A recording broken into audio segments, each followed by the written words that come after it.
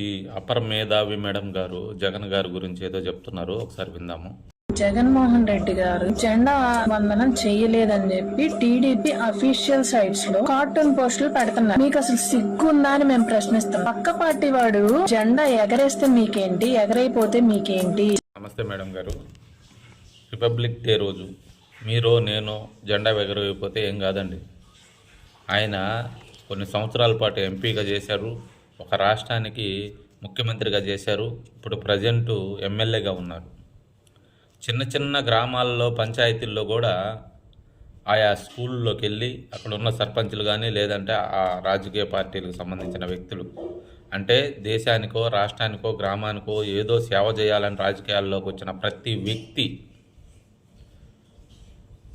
ఆ జెండా ఎగరవేసే పద్ధతిని అనుసరిస్తారు. పిల్లలకు చెప్పుకుంటారు, మనకి ఈ విధంగా స్వతంత్రం వచ్చింది, మనం ఈరోజు స్వేచ్ఛగా బతుకుతున్నామంటే ఎంతోమంది మహనీయుల ప్రాణ త్యాగాలతో మనకు స్వతంత్రం వచ్చిందని చెప్పుకుంటారు. చెప్పాల్సిన బాధ్యత కూడా ఉంది.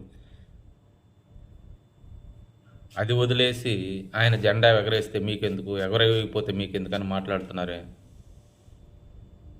ఇలాంటి వాళ్ళు సపోర్ట్ చేయబట్టే అలాంటి వాళ్ళు అలా ఉంటారు, తెలుసుకోండి.